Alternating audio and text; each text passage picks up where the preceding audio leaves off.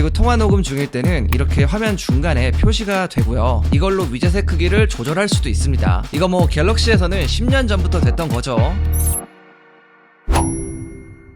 안녕하세요, 별남입니다. 자, 여러분들 벌써 iOS 18의 퍼블릭 베타가 공개가 되었는데요. 개발자 베타 같은 경우는 실제로 나온 지가 이제 한 달이 좀 넘었죠. 사실 저는 이제 베타 1부터 사용을 하고 있었는데 드디어 퍼블릭이 나왔습니다. 오늘은 이번 iOS 18의 퍼블릭 베타에서는 어떤 기능이 추가가 되었는지 이런 부분들을 한번 자세하게 알아볼 거고요. 그리고 개발자 베타 같은 경우도 바로 얼마 전에 베타 4까지 나왔습니다. 여기서 바뀐 기능들까지 같이 좀 알아볼게요. 그리고 저희가 영상을 제작하던 중에 갑작스럽게 iOS 18.1 베타 버전이 나왔습니다. 이 버전에서는 드디어 통화 녹음 기능이 들어갔는데요. 영상 후반부에 이 내용도 같이 준비했습니다. 그리고 저희가 구독자 이벤트도 진행하는데요. 이번에 새롭게 나온 갤럭시 버즈 3 프로와 에어팟 프로 2세대를 드리는 구독자 이벤트입니다. 참여하시는 방법은 하단 고정 댓글에 자세하게 나와 있으니까요. 그럼 많은 참여 부탁드릴게요. 자, 일단 이번 iOS 18에서는 크게 홈 화면이 변경이 되었습니다. 이미 아시는 분들은 다 아시겠지만 이렇게 아이콘 배치도 갤럭시처럼 좀 자유로워졌고요. 아이콘의 색상도 일체감이 있게 변경할 수가 있어요. 그리고 다크모드 좋아하시는 분들이라면 엄청 좋아하실 만한 게 이제는 아이콘에도 다크모드가 적용이 됩니다. 이거 뭐 갤럭시에서는 10년 전부터 됐던 거죠. 네, 저도 잘 알고 있습니다. 하지만 그 완고한 애플이 이번에 이 정도의 자유도를 줬다는 거, 저는 그 부분에서 일단 좀 만족을 하고 있어요.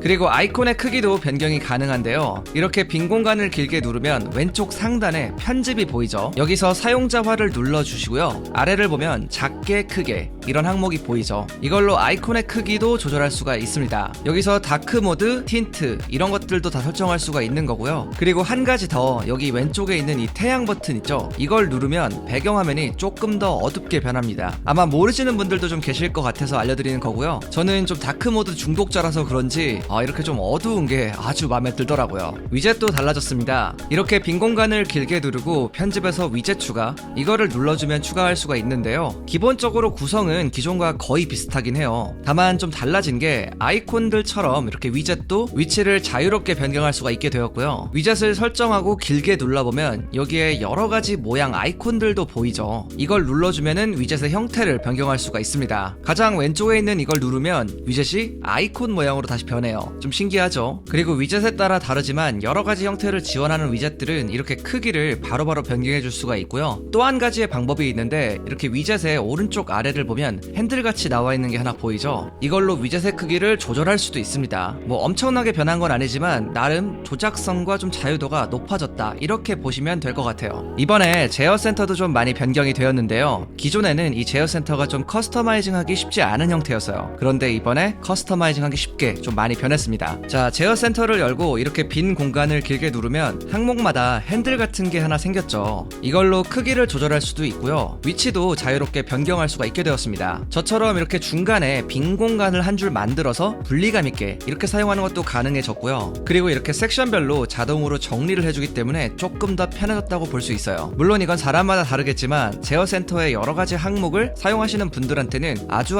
좋아졌다고 볼 수가 있는 겁니다. 그리고 전원 끄기 옵션도 들어갔는데 오른쪽 상단을 보면 전원 버튼 모양의 아이콘이 하나 들어가 있죠. 이걸 길게 누르면 이렇게 전원 끄기 메뉴가 활성화됩니다. 이번에 제어 센터는 상당히 많이 바뀌었는데 제가 이제 좀 오래 사용을 하다 보니까 확실히 편해졌다는 게 체감이 되더라고요. 잠금 화면도 역시 바뀌었습니다. 가장 눈여겨볼 점은 항상 고정돼서 바꿀 수가 없었던 이 카메라 토글과 플래시라이트 토글, 이거를 이제는 바꿀 수가 있게 되었어요. 여기에 프리셋으로 나와 있는 것들 중에 하나를 선택하셔도 되고요. 앱 열기 같은 걸 활용하면 여기서 앱도 바로 실행할 수 있게 되었습니다. 제가 이제 한 달 넘게 사용 중인데 솔직히 처음에는 앱 열기를 사용해서 인스타 같은 걸로 좀 해놓고 사용을 해봤거든요. 근데 생각보다 이걸 잘 안 쓰게 되더라고요. 그래서 다른 기능들도 이것저것 넣어서 사용을 해보고 있는데 지금은 계산기랑 메모장으로 활용하고 있어요. 확실히 이렇게 하니까 억지로 좀 앱을 넣는 것보다는 저는 좀 쓰기 편하더라고요. 이 기능은 여러분들도 여러가지로 추가해서 써보시는 게 좋을 것 같고요. 뭐 나만의 개꿀팁 세팅 방법이 있다면 아래 댓글에다가 좀 알려주세요. 저는 이게 의외로 찾기 힘들더라고요. 자, 이번에 가장 크게 업데이트된 부분 중에 하나인데요. 바로 앱을 잠글 수가 있게 되었습니다. 원래는 이제 핸드폰을 잠그는 것 말고는 이 아이폰 아이폰에서 앱을 개별적으로 잠그는 기능은 제공하지 않았죠. 뭐 가끔 카카오톡이나 뭐 뱅킹 앱 같은 것들, 이런 것들은 좀 제공을 해줬는데 대부분의 앱들은 잠글 수가 없었습니다. 그런데 이제는 카카오톡처럼 앱들을 개별적으로 잠글 수가 있게 되었는데요. 이걸 설정하는 방법도 아주 간단해요. 그냥 잠그고 싶은 앱을 길게 눌러주고 아래 페이스 아이디 요구, 이걸 클릭하면 이렇게 두 가지 항목이 나오는데 위에 있는 건 그냥 페이스 아이디로 잠그기만 하는 거고요. 아래에 있는 건 잠금 플러스 앱까지 숨겨주는 겁니다. 만약에 누군가가 내 아이폰을 잠깐 빌려가거나 할 때, 이럴 때 사용하면 상당히 좀 유용하겠죠. 다만 아쉬운 점도 역시 존재했는데요. 예를 들어서 사진첩을 잠그잖아요. 그러면 일단 이게 사진첩에 들어가는 거는 잠기긴 하는데 카톡이나 이런 여러 가지 메신저들, 이런 메신저에서 우리가 사진 주고받고 하잖아요. 그런 경우에는 잠금 기능이 제 역할을 못합니다. 그냥 이 사진첩이 바로 보이게 돼요.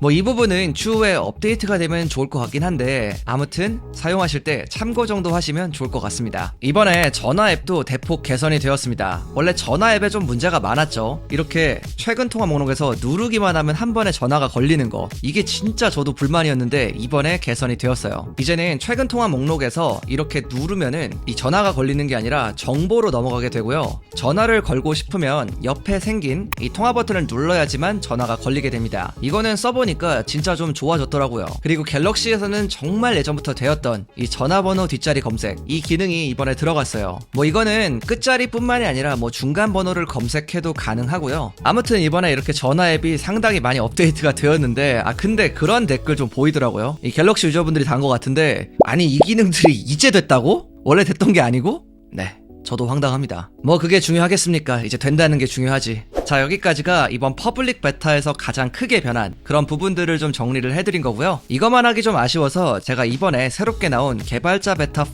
여기서는 또 어떤 부분이 달라졌는지까지 좀 정리를 해봤어요. 자, 이번 베타 4 같은 경우는 몇 가지 부분이 달라졌는데요. 카플레이를 연결할 때 사용할 수 있는 월페이퍼가 4장이 추가가 되었고요. 설정에 들어가 보면 아이클라우드 설정이 이렇게 따로 자리 잡은 것도 확인할 수가 있었습니다. 그리고 앱을 숨기면 나오는 이 앱 라이브러리의 디자인도 약간 달라졌어요. 기존에는 여기에 눈 모양 아이콘이 하나 있었죠. 근데 이제는 이렇게 기본 레이아웃으로 나오게 됩니다. 이게 제가 지금 아무것도 숨긴 상태가 아니거든요. 근데도 이렇게 표시가 되는 거고요. 앱을 숨겨놨을 때도 똑같이 이렇게 나오게 됩니다. 약간 더블 페이크 같은 느낌? 그리고 아이폰 미러링 앱도 조금 달라졌는데요. 제가 지난번에는 이 화면 크기를 바꿀 수가 없다고 했잖아요. 근데 이제는 이 크기도 조절할 수 있게 되었습니다. 참고로 맥OS 세코이아에 최신 베타 버전을 설치해야지 이것도 가능한 거고요. 또 이게 자유롭게 화면 크기를 조절할 수 있는 건 아니고, 여기 보기 메뉴를 들어가 보면 크게라는 옵션이 하나 새로 생겼어요. 이걸 누르면 화면이 좀 커지게 돼요. 엄청나게 커지는 건 아닌데 한 1.5배 정도 커지는 것 같더라고요. 그래도 확실히 전보다는 이 답답한 느낌이 많이 없어졌어요. 훨씬 낫더라고요. 일단 눈여겨볼 점은 이 정도인 것 같고요. 확실히 이번에 이 베타 4까지 오니까 이 버그나 이런 것들이 많이 수정이 되고 좀 쓸만해진 것 같더라고요. 자, 드디어 아이폰 통화 녹음이 가능해졌습니다. 이번에 iOS 18.1 베타 버전이 나왔는데요. 현재 이 버전은 아이폰 15 프로와 프로 맥스만 업데이트를 할 수가 있어요. 요즘에 떠들썩한 사건들이 많죠. 이런 것들 때문에 저도 정말 통화 녹음의 중요성을 다시 한번 느끼고 있는데, 지금부터 아이폰의 통화 녹음은 어떤 방식으로 되는지 바로 보여드릴게요. 우선 상대방과 통화 중일 때 화면 왼쪽 상단에 조그마한 아이콘이 하나 생겼습니다. 이걸 누르면 통화 녹음이 시작이 되는데요. 현재는 상대방한테 This call will be recorded 이렇게 영문으로 알림이 갑니다. 아마도 현재는 영어만 지원을 해주기 때문에 이렇게 영어로 알림이 가는 거라고 보여지는데, 뭐 나중에 한글이 지원이 되면 한국어로 이제 알려주겠죠. 상대방이 통화 녹음 중입니다. 뭐 이런 식으로.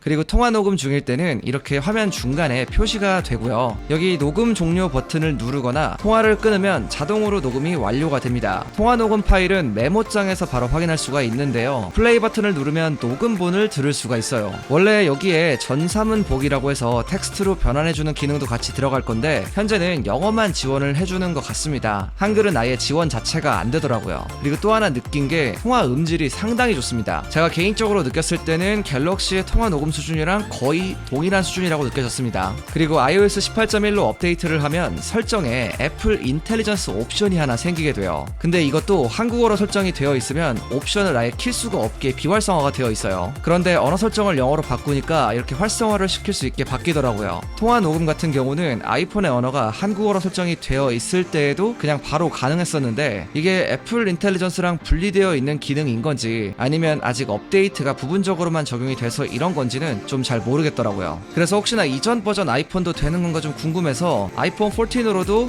한번 업데이트를 해보려고 했는데 아이폰 14 같은 경우는 아예 18.1 베타가 뜨지를 않더라고요. 이건 추후에 다시 한번 확인을 해봐야 될 것 같고요. 아마도 15 프로 이상부터 지원이 될 것 같긴 한데 뭐 그래도 이렇게만 되면 좀 아쉽긴 할 것 같습니다. 어찌 되었든 이제 통화 녹음 때문에 다른 스마트폰을 선택하지 않아도 되니까 이 부분은 좀 좋아졌다고 할 수 있을 것 같아요. 물론 상대방한테 고지는 가지만요. 이번 18.1 업데이트로 인해서 부분적으로 애플 인텔리전스의 기능들이 개방이 되었는데요. 이번 영상에 모두 담기는 조금 너무 양이 많아가지고 제가 이건 좀 더 준비해서 다음 영상으로 보여드릴게요.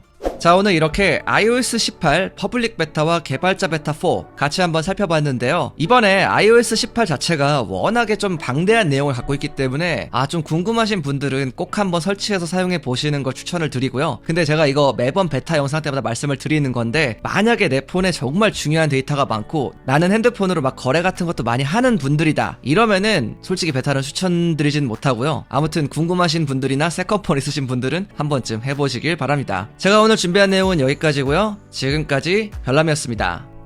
바이.